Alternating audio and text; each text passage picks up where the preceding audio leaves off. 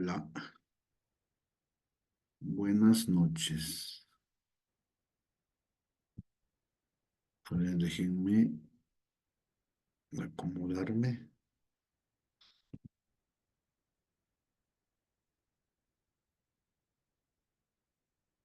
Bien, buenas noches, estimados colegas del Perú entero, nuevamente con ustedes en esta segunda este, eh, sesión, ¿no? Donde vamos a trabajar el tema de la evaluación formativa, ya complementando el trabajo que hemos realizado el día de ayer. Bien. Gracias también a ILE que nos ha invitado para poder compartir con ustedes estas dos sesiones. Hoy vamos a hablar sobre el tema de la evaluación formativa y hay dos categorías ahí que tenemos que distinguir, la calificación y la retroalimentación. ¿Ok? Evaluación formativa y dentro de la evaluación formativa vamos a distinguir claramente la calificación de lo que es la retroalimentación. Entonces, iniciemos ya, estimados maestros de el Perú entero. A ver, yo quiero iniciar una reflexión con esta imagen. Aquí tenemos a un profesor que tiene estudiantes, ¿no? Tienen como estudiante a un gato, a un elefante, a una morsa, a un pez, a un caracol, a un primate y a un ave. Y este docente, como es un docente tradicional, aplica una evaluación tradicional, les deja la siguiente tarea, les pide la siguiente consigna, ¿no? Para que la evaluación sea justa para todos ustedes, tienen que subir al árbol, todos al mismo tiempo. El gato probablemente va a subir con éxito, y primero, y también el primate, por ahí el ave. Pero el elefante, en el intento de subir al árbol, lo va a derribar. La morsa, o para la morsa va a ser casi imposible que suba al árbol, igual que para el caracol. Y el pez va a morir en el intento de subir al árbol. Recordemos, estimados colegas, que nuestras aulas son heterogéneas. Nosotros tenemos estudiantes de distintas características con distintos ritmos que proceden de distintos tipos de familia. Tradicionalmente la evaluación no ha considerado esto. Tradicionalmente la evaluación a cada estudiante le ha consignado un número. El gato 20, el elefante 5, la morsa 3, el pez 0, el caracol 4, el chimpancé 18, el ave 19. A los seres humanos nos han dado un número. La evaluación tradicional no ha considerado que las personas no somos iguales. Y lo más peligroso, ¿no? La evaluación tradicional lo que ha buscado, o la evaluación se ha concebido como aprobar o desaprobar un año, como repetir o ser promovido en un grado. Ante esto, ¿no? Ya en el DCN y con mucha más propiedad con el Currículo Nacional de la Educación Básica, toma fuerza el enfoque formativo de la evaluación. Y en este enfoque formativo de la evaluación se entiende desde dos miradas. Primero, la evaluación sumativa, que se encarga de calificar las competencias, ¿no?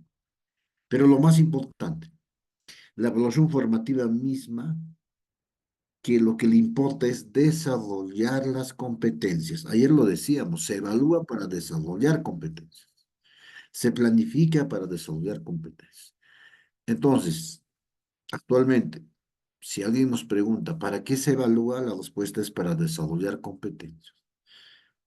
Entonces, con esta reflexión vamos a iniciar. ¿Qué se evalúa? La respuesta la saben ustedes. Evaluamos competencias. ¿Cómo evaluamos competencias? Haciendo el uso de estándares de aprendizaje, apoyándonos en los desempeños, formulando o estableciendo los criterios de evaluación. Ya en un momento vamos a ver cómo formulamos criterios a partir del estándar. Y en este proceso tenemos también a las evidencias, ¿no? Las evidencias nos permiten observar un determinado desempeño o un determinado estándar. ¿Listo? Una evidencia nos muestra el actuar, ¿no? De un estudiante. Muy bien. Y acá surge la pregunta, ¿no? ¿Y cómo formulamos los criterios de evaluación? Bien, eso vamos a contestarlo en un momento. Pero antes, vámonos a este aspecto de la evidencia. Colegas, si yo pretendo evaluar competencias, la única forma de evaluar competencias es haciendo el uso de evidencias, no hay más. Evalúo competencias a partir del análisis de una evidencia. Y las evidencias pueden ser de dos tipos, como ya vamos a ver más adelante. Las evidencias de producción y las evidencias de actuación. Por ejemplo, acá tenemos una evidencia de un estudiante de segundo de primaria, ¿no? Donde la consigna que le da el profesor es que escriba recomendaciones para que se conserve el hábitat de esos animales salvajes. Entonces el niño hace un proceso de reflexión, un proceso de análisis y escribe, ¿no? Su primera recomendación es que no se debe contaminar la casa de estos animales. Luego escribe no destruir la selva donde viven y también que no debemos de quemar los bosques. Si esta evidencia la someteríamos a una rúbrica donde tenemos los niveles de logro C, B, A, D, probablemente este niño va a obtener el nivel del logro A, porque está escribiendo, está realizando una producción, ¿no? De recomendaciones a partir de una reflexión, a partir de una lectura, a partir de un análisis, a partir de un sentir. Entonces, maestros, si queremos evaluar competencias, tenemos que evaluarlos a partir de evidencias de aprendizaje. Ok. Aprovecho estos momentos para cumplir lo que ayer les había mencionado. A ver, ¿dónde está? Espérense un momento.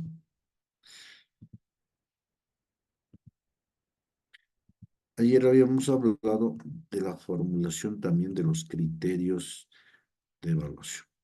A ver, hay una pregunta importante, ¿no? ¿Cómo se formulan los criterios de evaluación? ¿O a partir de qué? En el Currículo Nacional de la Educación Básica, en el capítulo de evaluación formativa, nos dice lo siguiente. A ver, su audio, por favor. En el Currículo Nacional, o CENEF, nos dice lo siguiente, ¿no? Los estándares de aprendizaje se constituyen en los criterios de evaluación, lo repito. En el CENEF nos dice, los estándares de aprendizaje se constituyen en los criterios de evaluación y son comunes para todos. Es decir, los estándares de aprendizaje son los mismos para el niño de la Amazonía, de la costa o de la región andina. Por tanto, los estándares se constituyen en criterios. Tomando esa referencia, les voy a mostrar lo siguiente. El siguiente ejemplo. Aquí tenemos el estándar de aprendizaje de la competencia, ¿no? lee diversos tipos de textos en su lengua materna, correspondiente al cuarto ciclo. Listo. Ahora, fijémonos en lo siguiente. Aquí tenemos todo el estándar, ¿no? Voy a leerlo rápidamente. Dice, lee diversos tipos de textos que presentan una estructura simple con algunos elementos complejos y con vocabulario variado. ¿No? Listo. Hasta ahí tengo una idea, ¿no? Luego dice, obtiene información poco evidente, distinguiéndola de otras próximas y semejantes. Miren, acá hay otra idea, ¿no? La voy a poner de otro color.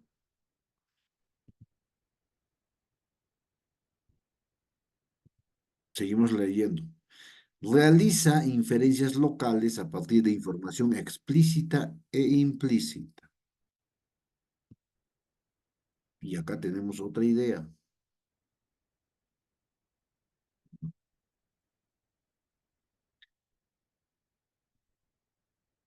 Seguimos leyendo. Interpreta el texto considerando información relevante para construir su sentido global. ¿Listo?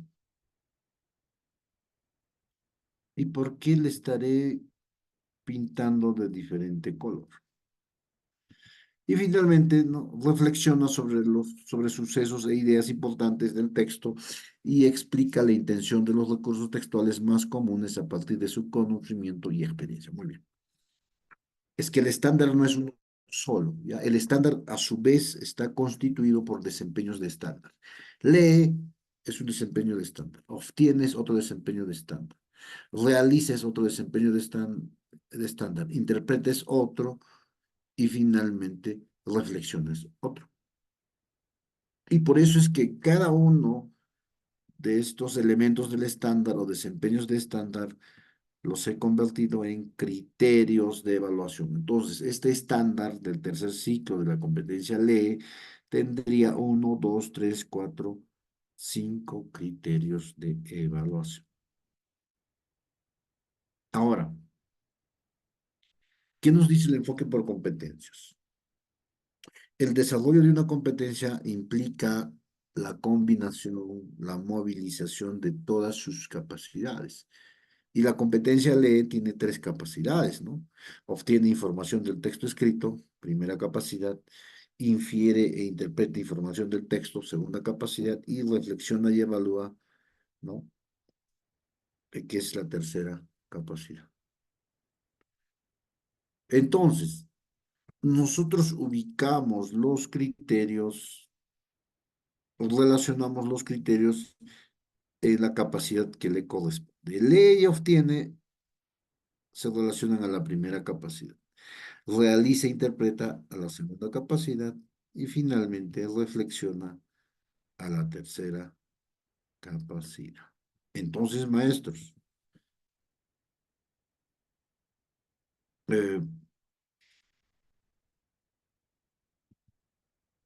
acabamos de formular criterios en función del análisis del estándar, siguiendo lo que nos dice el currículo nacional. Ahora, la 094, la resolución viceministerial 094, nos dice además que se formulan criterios a partir del análisis del estándar y los desempeños. Entonces tenemos ahí dos recomendaciones, ¿no? Pero nosotros nos estamos basando en lo que dice el currículo nacional. Los criterios, los estándares de aprendizaje se constituyen en los criterios de evaluación. Ahora, estos cinco criterios los podré recoger, trabajar en una sola sesión, imposible. Yo necesitaré dos, tres, cuatro sesiones. Nadie dice que todos estos criterios los tengo que recoger en una sesión. No, va a requerir un tiempo. Entonces estos criterios me pueden durar todo el proyecto. Entonces eso hay que tomarlo en cuenta. Muy bien, maestros. Voy a guardar. Y ahora sí voy a continuar con la presentación.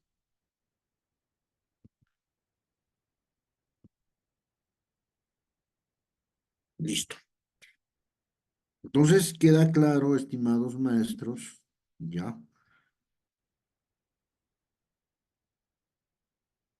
que Maestro, evaluamos competencias, que formulamos criterios a partir del análisis de los estándares y en ese proceso también podemos considerar los desempeños y que evaluamos competencias sí o sí a partir de evidencias de aprendizaje. Y las evidencias se formulan a partir del desempeño del Estado. Bien, a ver, una maestra creo que quería participar. Adelante, por favor. Y luego continuamos. maestro, buenas noches. Antes de nada, maestro, Buenas noches. felicitarle por la bonita exposición del día de ayer y estamos continuando también el día de hoy. Maestro, la consulta. Usted, por ejemplo, ha sacado los criterios de evaluación del estándar, maestro. Ya, ahora, ¿cómo hago para evaluar, maestro? Porque personalmente yo los criterios de evaluación siempre los sacaba de los desempeños. No, pero ahora yo lo veo del estándar. ¿Y cuando yo sacaba del estándar, maestro, para ya culminar y evaluar lo que es el sexto nivel y el séptimo nivel, maestro? Esa es la consulta, maestrito. Gracias. Ya. A ver, y como les decía, ¿no? Hay dos recomendaciones, ¿no? La primera recomendación es la del CENEF, que nos dice los estándares de aprendizaje se constituyen en criterios de evaluación. Ahora, la 094, la resolución viceministerial 094 del 2020, nos dice eh, que se puede formular criterios a partir del análisis del desempeño y del estándar. En la práctica, ¿no? Lo que está pasando es lo siguiente. Los docentes que trabajan en los grados, digamos, intermedios o iniciales, llámese primer grado de primaria, este, tercer grado de primaria, quinto grado de primaria, primero de secundaria, este, tercer y cuarto de secundaria, formulan sus criterios a partir de los desempeños. ¿Por qué? Porque todavía están en proceso de terminar el ciclo. En cambio, los docentes de segundo grado, de cuarto grado, de sexto de primaria, de segundo de secundaria y de quinto de secundaria, miran ya el estándar para la formulación de los criterios. Entonces, maestros, según la 094, los criterios se pueden formular a partir del análisis del desempeño y del estándar, o de ambos, ¿ya? Entonces, eso también, maestros, debe quedar claro. La decisión la va a tomar el maestro también en función de la situación que ha planteado para evaluar y también de su intención pedagógica que tenga. A ver, y hay una infinidad de orientaciones al respecto, ¿no? Pero la idea es no complicar, sino ir avanzando. A ver, volvamos a esto. Justo en la resolución viceministerial 094 que les hablaba, nos presenta las dos dimensiones de la evaluación. Ya nos presenta las dos dimensiones de la evaluación. Primero nos dice la evaluación para el aprendizaje. ¿Ya? Entre paréntesis es retroalimentación. ¿Ya? Evaluación para el aprendizaje o retroalimentación. Márquenlo. Lo otro, la evaluación del aprendizaje o calificación. Entonces, la evaluación tiene dos dimensiones, ¿no? La evaluación es la mamá y tiene dos hijos o hijas. La evaluación para el aprendizaje y la evaluación del aprendizaje. Y a ambas dimensiones actúan en el aula. Ahora vamos a ampliar un poco. Pueden ir dejando preguntas por el chat, por favor, también, estimados maestros. A ver, empecemos por la evaluación para el aprendizaje, conocido también como evaluación formativa, como evaluación de proceso, como otros le dicen evaluación procesual, ¿no?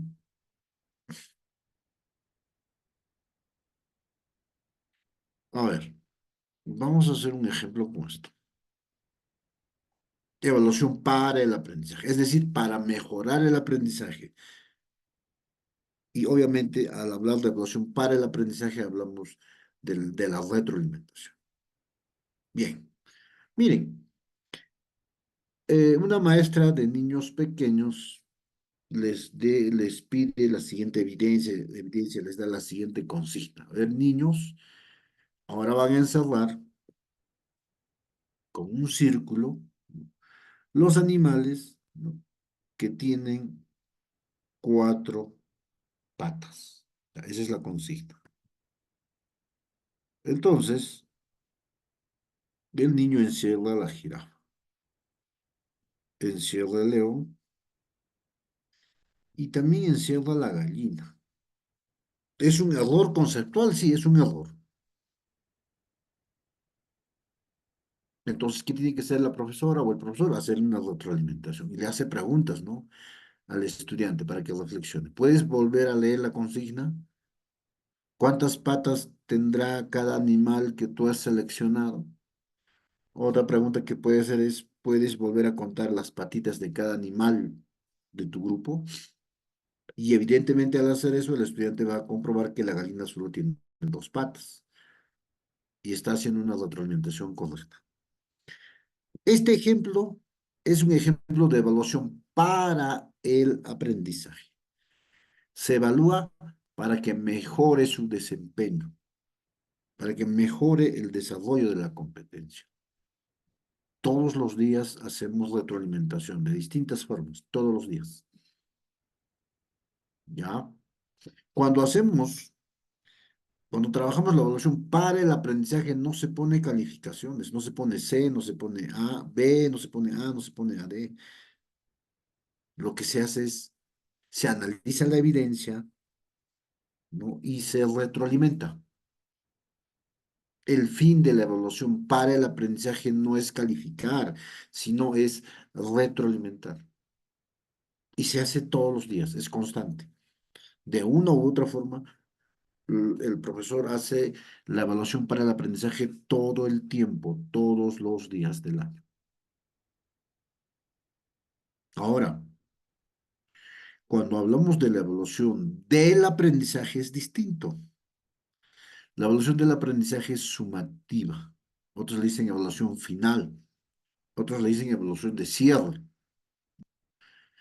Lo que le interesa a la evaluación del aprendizaje es calificar, ¿no?, hacer un corte en el tiempo e informar el nivel de logro, la calificación de cada estudiante. Aquí sí, la evaluación del aprendizaje te dice si un estudiante tiene C, tiene B, tiene A, tiene AD. Es fría, obviamente en función de una evidencia, ¿ya? Por ejemplo, acá tenemos un grupo de estudiantes que están resolviendo unas situaciones, ¿no?, en sus cuadernillos. Y una vez que terminen, el profesor va a recoger los cuadernillos y se va a determinar su nivel de logro. Y eso tiene que pasar ya al CIAGI. Entonces, la evaluación del aprendizaje no se hace todos los días. La evaluación del aprendizaje o calificación perdón, al terminar un determinado periodo de tiempo. Por ejemplo, al terminar la unidad de aprendizaje, al terminar el bimestre, al terminar el año. Ahora mismo ya hemos terminado el segundo bimestre y todos hemos aplicado la evaluación del aprendizaje y por eso hemos obtenido calificaciones C, B, A, D de nuestros estudiantes. Y eso lo registramos en el CIEG, ¿verdad? Bueno, ahora, ¿cómo se evalúa? ¿No? ¿Cómo se evalúa competencias? Hay un proceso. ¿ya? Hay un proceso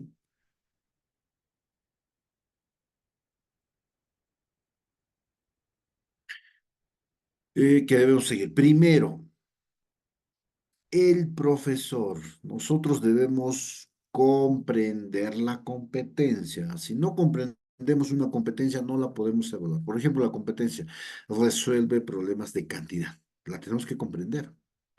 El estándar, sus desempeños, todo. Luego de comprender la competencia, el profesor debe analizar el estándar. Ya, esto está extraído del currículo nacional. Luego se selecciona o se diseña situaciones significativas. Es decir, ¿cómo vas a evaluar, pues, tu evidencia? ¿En qué situación la vas a recoger? Por ejemplo, yo quiero evaluar eh, lo que son los cambios, ¿no? Por ejemplo, en primaria, ¿no? De unidades a decenas, de decenas a centenas, problemas de cambio, ¿no? Pero para eso yo puedo jugar con las monedas, billetes. Entonces mi situación es el juego de compra y venta con billetes, con monedas. Esa es mi situación. Y a partir de eso yo recojo evidencias. ¿Se dan cuenta? En otra institución de repente quieren evaluar lo mismo, pero ya a partir de problemas vivenciales. Esa es su situación. Y entonces en el enfoque por competencias no es recomendable recoger este, información con una prueba objetiva de lápiz y papel, ¿no? Tenemos que ser más creativos, tenemos que crear situaciones significativas. ¿Qué más dice? Utilizar criterios de evaluación. Obviamente, construir instrumentos. Y también antes de evaluar a los estudiantes, antes de pedirles la evidencia, hay que comunicarles, ¿no? ¿En qué van a ser evaluados? ¿Cuáles son los criterios? Una vez que ya nos entregan la evidencia, nosotros tenemos que valorar su desempeño. Por eso está de otro color. Valoramos su desempeño y luego hacemos la retroalimentación, ¿no? Pero si es fin de bimestre, además de retroalimentar, vamos a tener que calificar, ¿ya? Vamos a tener que asignarle una calificación, pero en función a su evidencia. Ese es el proceso de evaluación, no es construir un instrumento y aplicarlo y luego sumar sus respuestas y darle un número. Eso no es evaluar, por lo menos en el enfoque por competencias. Muy bien, ahora vamos a hablar de la calificación. Recordemos, ¿ya?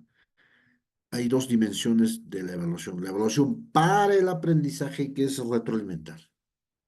Y la otra dimensión es la evaluación del aprendizaje, que es la calificación. Y si hablamos de calificación, hablamos de niveles de logro. Tenemos la C, la B, la A y la AD. Nuestra escala, nuestro sistema de calificación en el Perú es literal y descriptiva. Literal, porque usa letras. Descriptiva, porque describe el desempeño, el nivel de logro del estudiante. C no es 00, colegas, ¿no? C significa que está en inicio de desarrollar la competencia, necesita mayor acompañamiento. B significa que está en proceso de desarrollar la competencia, está cerca a la meta esperada. Entonces hay que seguir acompañándolo. A significa logro esperado, logro la meta para el grado. Y se acabó. Su estudiante de usted logra A, hay que felicitarlo, logró la meta, logró lo esperado para el grado. Pero ¿qué hacemos en la práctica? Nosotros esperamos que todos alcancen AD, ese es un error. El AD es un logro destacado, superior, es un logro excepcional. Por así, yo soy profesor de segundo de secundaria y los chicos que han obtenido A lograron lo que se espera para el segundo grado de secundaria, pero hay un estudiante que hace cosas como si estuviera en tercer o cuarto de secundaria, ese tiene AD. Son actuaciones, producciones excepcionales. De 20 estudiantes, uno o dos alcanzarán AD.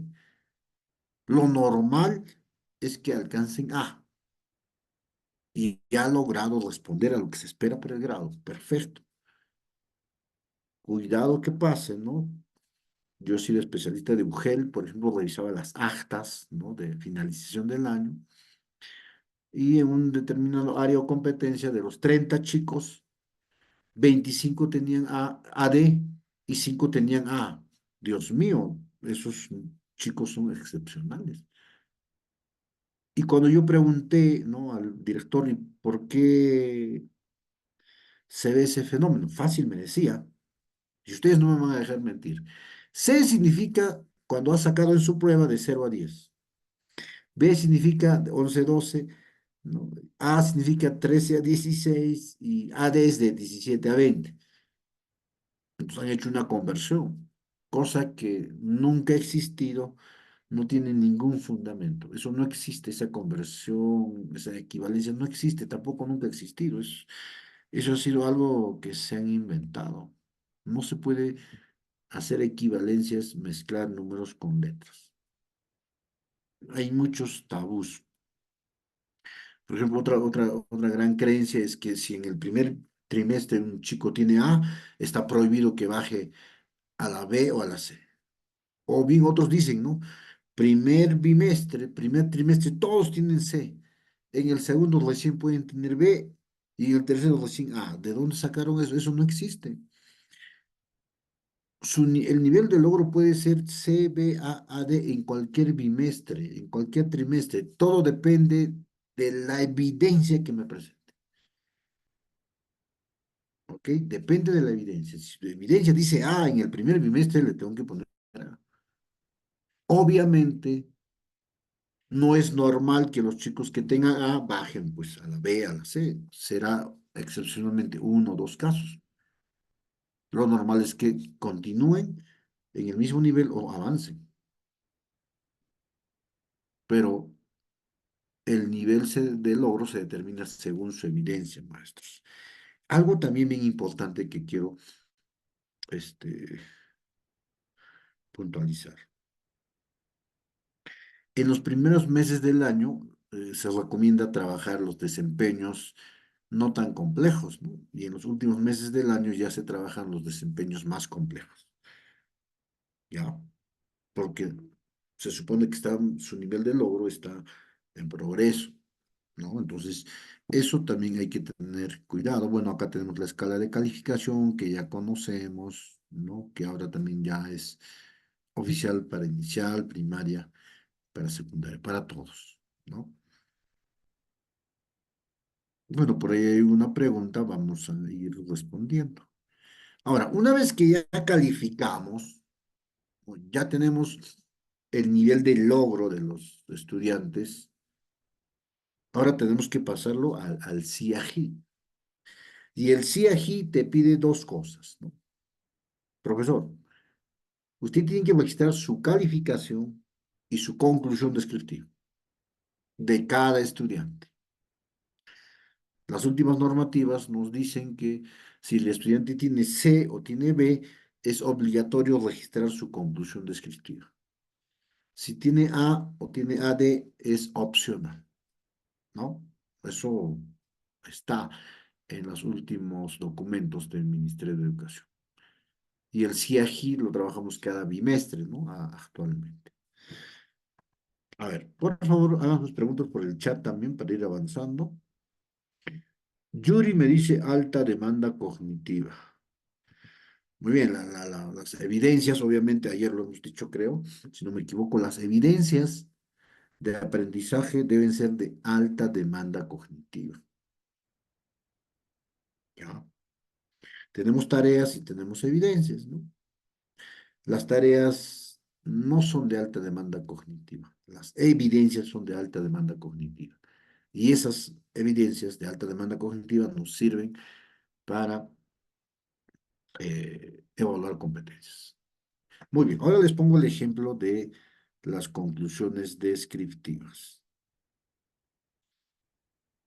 ¿Ya? A ver, estamos haciendo como una maratón, ¿no? En un día hemos hablado muchísimos temas de planificación y hoy estamos hablando de muchísimos temas de evaluación. Profesor Roque, una pregunta, ¿me permite? Sí, a ver, maestro. Sí, le digo, los criterios que se saca de los estándares es para evaluar todo el ciclo. Ya, a ver. A ver, acá hay que tomar en cuenta algo también. Y eso está en las normativas también del Ministerio de Educación, ¿no? En los grados intermedios, ¿no? Vuelvo a repetir, primero, tercero, quinto de primaria, primero de secundaria, tercero y cuarto de secundaria, para lo que es la promoción, basta que tengan una calificación B, ¿no? En cambio, al concluir el ciclo, segundo de primaria, cuarto de primaria, sexto de primaria, segundo de secundaria y quinto de secundaria deben tener A. ¿Por qué? Porque está pues los grados iniciales o en los grados iniciales el estudiante está en camino a lograr el estándar. En cambio, cuando concluye el ciclo, se espera que ya hayan alcanzado el estándar. Entonces, lo que el profesor me pregunta, ¿no? Estos criterios de evaluación sirven tanto para el grado intermedio como para el grado final. Desde el punto de vista del currículo nacional, sí. ¿Ya? Desde el punto de vista del currículo nacional, sí. Pero la 094 te dice, ¿no? Si tú como maestro consideras utilizar desempeños en los grados iniciales, lo puedes hacer. Entonces, ya es una decisión también ya es una decisión del maestro, ¿no? Cómo mejor se adapta a su trabajo. Pero maestros, hay dos lenguajes que vienen del mismo Ministerio de Educación, lo cual también no, digamos, nos confunde un poco, pero la decisión está en usted, maestro. A ver, hablando de conclusiones descriptivas, el currículo nacional nos enseña, ¿no? Que toda conclusión descriptiva tiene tres elementos: avances, dificultades y recomendaciones.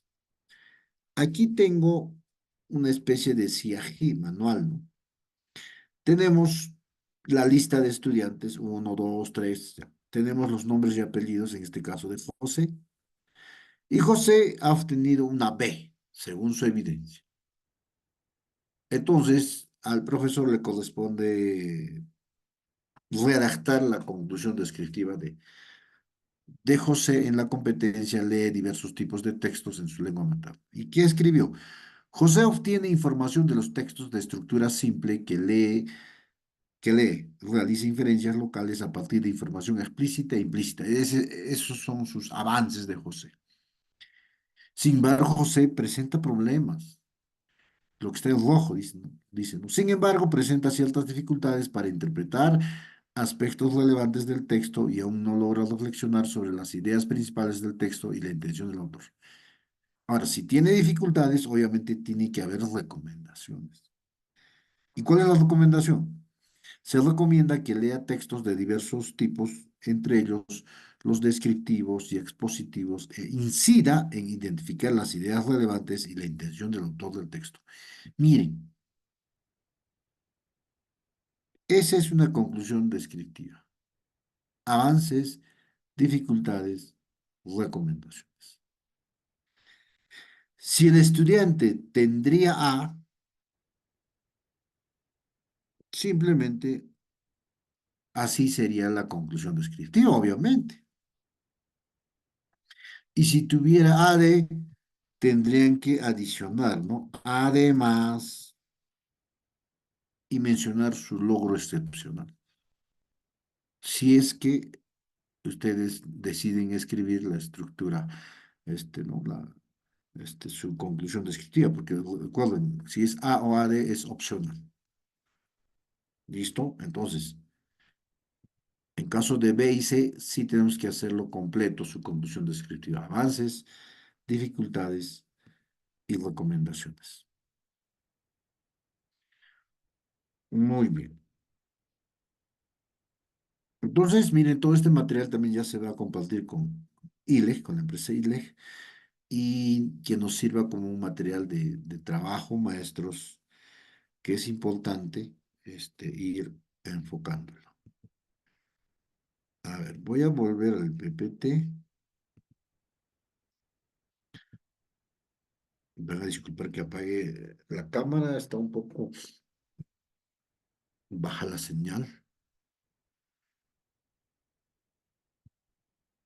Listo. Instrumentos de evaluación. Tenemos N instrumentos de evaluación. ¿Ya? Bueno, ya hemos hablado de esto. Y antes de pasar a los instrumentos, ¿ya? Rápidamente. Estos son los dos tipos de evidencias, ¿ya? Las actuaciones y las producciones. En una institución educativa, el profesor decide recoger evidencia de actuación. Le pide al estudiante que explique con su propio lenguaje las experiencias, los saberes que tiene sobre el sistema digestivo. En la actuación se observa el actuar del estudiante utilizando un instrumento. Pero en otra institución donde hay más estudiantes, el profesor no puede observar la actuación fácilmente. Entonces, le pide a cada estudiante que haga una producción, no de una lámina, sino de lo que se ha trabajado en aula o a partir de lo que se ha trabajado en aula, les pide a cada chico que dibuje, ¿no?, su comprensión, su representación del sistema digestivo.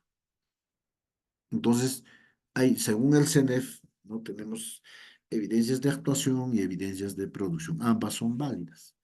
Si tienes muchos estudiantes, ¿no?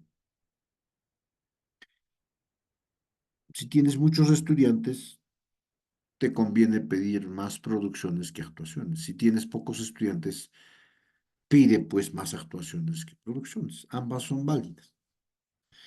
Ahora sí, vamos a los instrumentos de evaluación.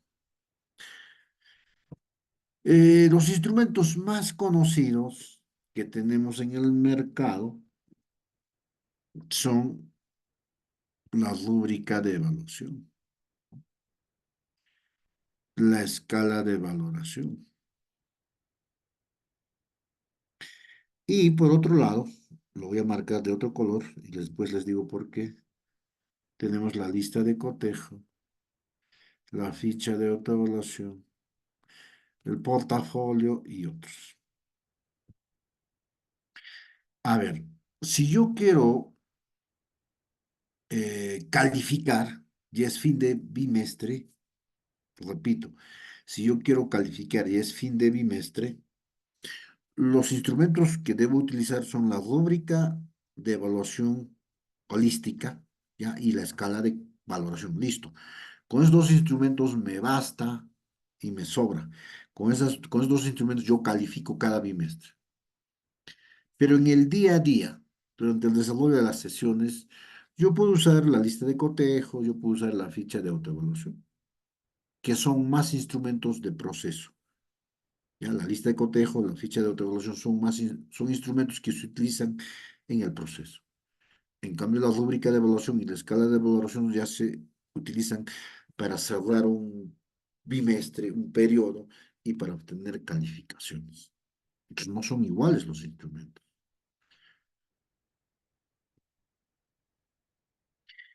Aquí tenemos una rúbrica de evaluación. Existen diversos formatos, ¿ya? Formas. Básicamente, una rúbrica de evaluación evalúa una competencia, ¿ya? La rúbrica solo evalúa una competencia. En este caso, resuelve problemas de cantidad. Y trabaja con los niveles de logro, ¿no? En este caso, C, B, A, D. Esas son la escala literal que tenemos. Y trabaja también con descriptores. Estos son los descriptores. Estos son los descriptores. ¿Ya? Ahora, existen rúbricas, por ejemplo, donde van a encontrar que trabaja con estándares y rúbricas que trabajan con desempeños. Esta es una rúbrica que está en función a desempeño. Entonces, el nivel A es lo que se espera para el grado. Por ejemplo, dice, representa la fracción. C dice, está en inicio de representar la fracción. La B significa que está en proceso de representar la fracción. AD significa representa la fracción, pero sin ningún error conceptual. Es una rúbrica lo que evidencia es esa progresión, diferencia los niveles del logro. Obviamente, esta rúbrica se aplica a una evidencia. Lo primero que usted debe tener es su evidencia. Y a esa evidencia de cada estudiante usted le aplica la rúbrica, ¿ya? Y según la rúbrica ya le sale el nivel del logro. Ahora, esta rúbrica usted la va a pasar a una especie de registro, a la escala de valoración. Pero esta rúbrica es a ver, de un estudiante, ¿ya?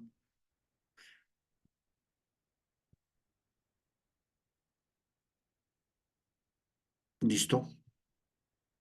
Y lo que vamos a hacer es pasar los resultados individuales a la escala de evaluación. Aquí tengo la lista, ¿no? Liliana, Romina, Ernesto, Eduardo. Liliana, según su rúbrica, según su evidencia, ¿cuánto tiene? AD. Ahí está AD. Romina, según su rúbrica, según su evidencia, tiene A. Ernesto, según su rúbrica, según su evidencia, tiene C. Y Eduardo, según su evidencia, sometido a una rúbrica, tiene B. Así. Entonces, los resultados de las rúbricas los voy pasando a la escala de valoración, uno por uno. Entonces, cuando ya deba ir al CIAGI, aquí tengo las calificaciones, ¿no? Los niveles de logro, y de aquí de la rúbrica ya me tengo que guiar para la conclusión descriptiva. ¿Mm? Listo. Otro instrumento, la lista de cotejo. La lista de cotejo es un instrumento muy usado, ¿no? Que hemos usado mucho. Trabaja también con criterios, ¿no? Con indicadores, bueno, criterios, actualmente se maneja el término. Y aquí están los nombres de los niños, Angie, Jorge, Katy, Yasmín, Cristian, etcétera. Aquí está el estándar o el desempeño y aquí están los criterios, ¿no? Aquí están los criterios, miren. Y lo que vamos a hacer es registrar. Muy bien. Angie, ¿elabora gráficos? Sí. Jorge, ¿elabora gráficos? No. Katy, ¿elabora gráficos? Sí. Yasmín, sí. Cristian. Y así, vamos recogiendo. En una sesión de aprendizaje yo podría recoger este criterio, ¿no? De elabora. Y en las siguientes sesiones explica, indica, o bien quizás puedo hacerlo en 3 sesiones. Entonces, maestro, una idea principal es que mm, todos los criterios de evaluación que he formulado no se pueden recoger en una sola sesión, es imposible. Va a necesitar de 2, 3, más sesiones. Los criterios no se recogen de golpe, es un proceso, ¿ya? Entonces, como estamos viendo también, maestros, existen dos formas de trabajar, ¿no? Muchos trabajan sus criterios a partir de los desempeños y muchos trabajan sus criterios a partir de los estándares. Eso es en la práctica, ¿no? Porque en la teoría se deberían formular solo a partir del estándar, pero en la práctica se formulan a partir de desempeños y otros lo formulan a partir de estándares, ¿no? Es que el estándar es muy grueso, muy general, en cambio los desempeños son más precisos. Maestro, Eso, tomarlo en cuenta. A ver, adelante, por favor. no, sí, este instrumento lista de cotejo, ¿cómo nos va a servir para ir viendo el avance del aprendizaje de los estudiantes, del desarrollo de las competencias? Porque vemos sí, no, ¿no? Para llevarlo ya a una calificación. No sé si me podía aclarar esa Ya. parte, maestro. Sí, sí. Por eso justo decía hace unos momentos, ¿no? Que existen instrumentos de calificación de cierre, que es lo que está en amarillo, rúbrica y escala, e instrumentos de proceso, como la lista de cotejo y la ficha de autoevaluación. Ya, en la rúbrica y en la escala no hay problema, porque trabajan con los niveles de logro C, B, A, D y van a ir al CIAGI. Califican, en otras palabras. La rúbrica y la escala califican. Pero en cambio, la lista de cotejo es un instrumento de proceso. No me apunta no me dice si tiene C, si tiene B, si tiene A. Solo me dice si ha logrado el criterio o no ha logrado el criterio. Y por eso es que la lista de cotejo es un instrumento que se utiliza en el proceso. Es válido, pero no me va a dar una información directa para calificar para el CIAGI. Para el CIAGI, maestros, tenemos que usar rúbrica. Ya, eso es otra idea fundamental, porque la lista de cotejo es un instrumento de seguimiento que me hace ver el progreso, ¿no? ¿Es capaz de elaborar? Sí o no. ¿Es capaz de explicar? Sí o no. ¿Es capaz de indicar sí o no? Pues, en función de eso, yo puedo hacer la retroalimentación, puedo tomar algunas decisiones, pero para calificar ya fin de bimestre, maestros, necesitamos de la rúbrica y algo más. Y algo más, aprovechando la pregunta del maestro. Muy bien, tengo el primer bimestre, ya. Yo soy profesor de comunicación, ya. ¿Cuántas competencias tengo? Tres, ¿no? Llega a fin del primer bimestre. ¿Cuántas rúbricas tengo que elaborar para cada grado? Tres rúbricas. Una rúbrica para lee, otra rúbrica para escribe y otra rúbrica para oralidad. Para cada grado con el que yo trabajo. Yo soy de primaria. Tengo a mi cargo unos 26, 27 competencias. ¿Cuántas rúbricas debo elaborar? 26 rúbricas. Para cada competencia se usa una rúbrica al finalizar un bimestre. Y por eso también les digo algo, ¿no? Eh, ya pronto estaremos pasando. Pues antes hablábamos de la semana de evaluación, de la semana de pruebas finales, ¿no? Ahora hablaremos pues de la semana de recojo de evidencias. Es decir, finalizando un bimestre, nosotros deberíamos programar sesiones de recojo de evidencia.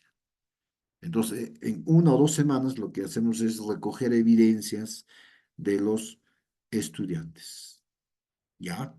Entonces les damos el tiempo adecuado, recogemos su evidencia, lo sometemos a la rúbrica y obtenemos las calificaciones. Semana de recojo de evidencias, no sé cómo se podría llamar, semana de recojo de evidencias finales, ¿no?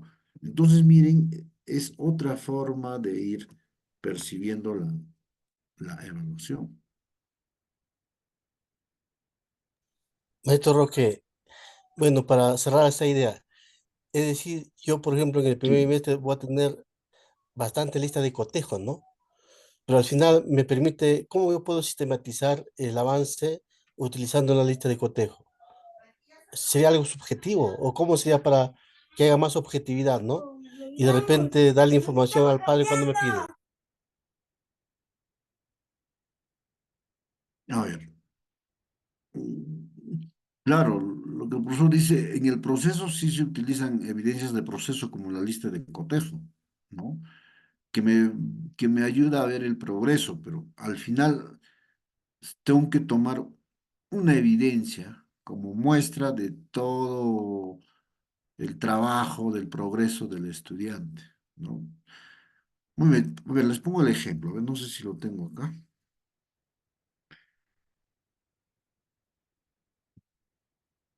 No, no lo tengo acá. Les pongo el ejemplo, ya. en el primer,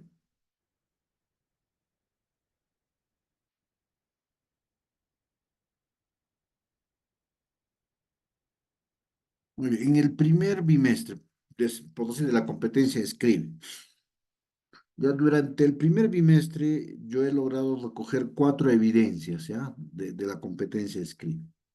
Evidencia uno, evidencia 2, evidencia 3, evidencia 4. Ahora usted me dirá, pero para calificar, ¿cuál de las cuatro evidencias voy a coger o las voy a promediar? Voy a contar que las que tienen cuatro van a tener AD, si tiene uno va a tener C. ¿Cómo va a ser? En el enfoque por competencias se toma como muestra, ¿no?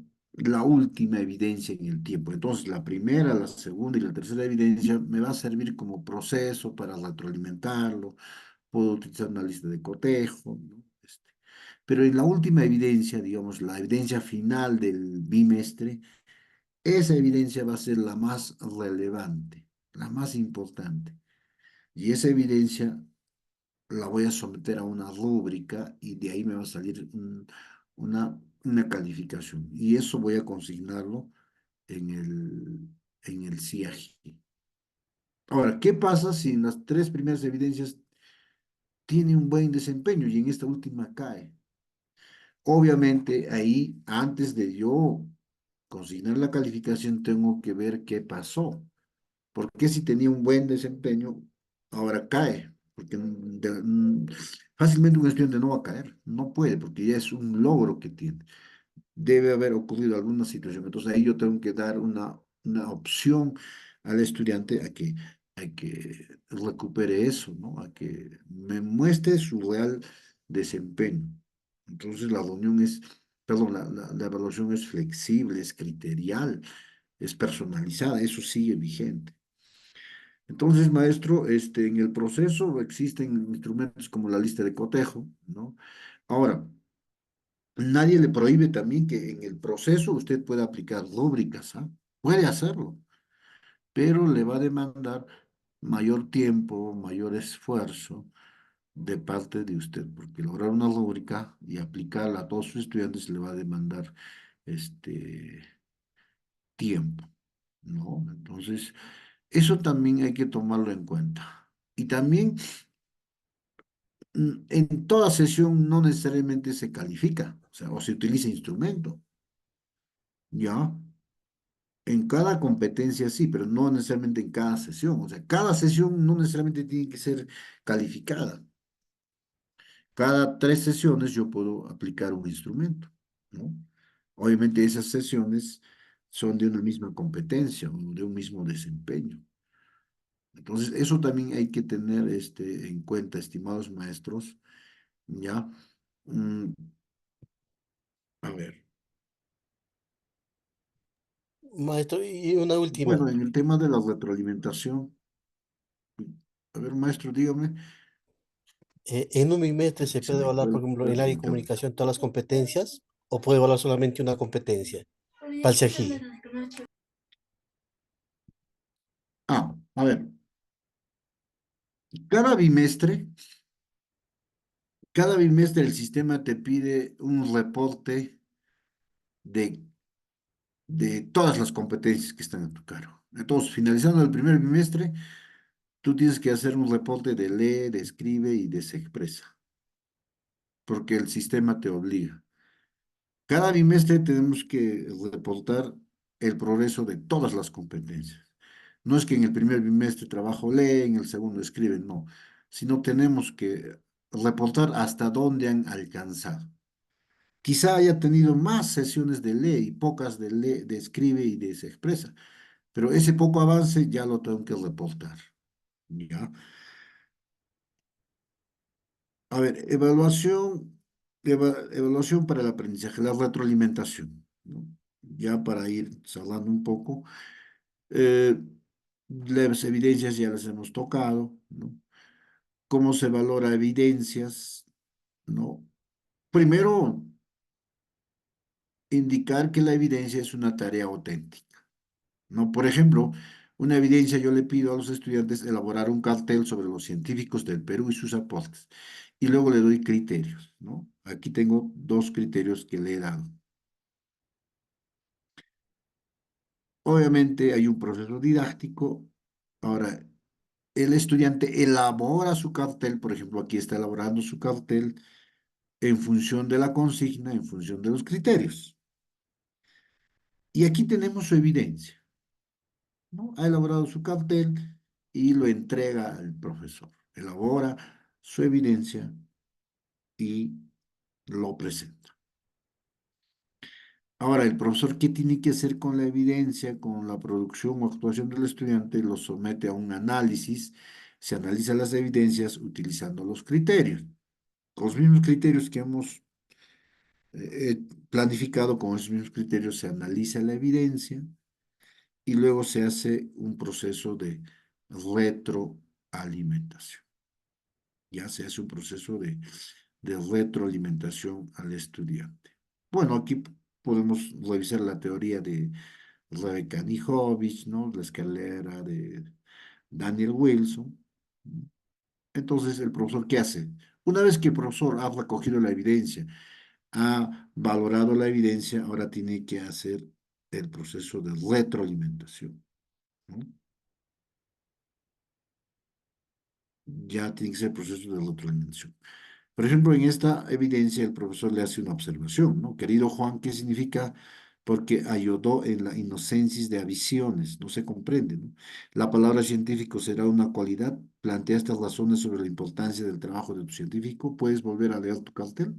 Entonces, el profesor realiza la retroalimentación con una de las técnicas que es las preguntas, las repreguntas.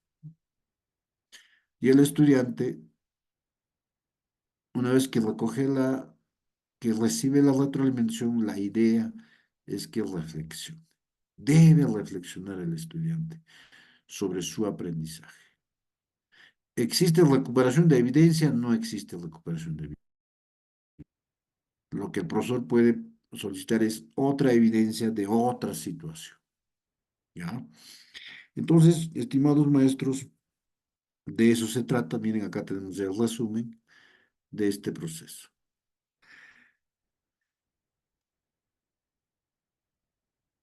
Entonces, miren, maestros, el tiempo se nos ha ido de forma muy rápida. Este, ideas finales, no olvidemos, ¿no? Que el enfoque del sistema de evaluación en el Perú es el enfoque formativo. ¿Y por qué ese enfoque formativo? Porque la evaluación debe servir para formar a los estudiantes. La evaluación debe servir para que los estudiantes mejoren su nivel de logro, de la C, que pasen a la B, de la B a la A, que cada vez progresen. La esencia de la evaluación es la retroalimentación y es acompañada de la calificación. Bien, estimados maestros, me encantaría continuar con ustedes, pero también tenemos una agenda. Ya en unos minutos también ya voy a trabajar con un equipo de directores, ya temas de gestión escolar también. Y ha sido un placer trabajar con ILEG y también con ustedes, maestros.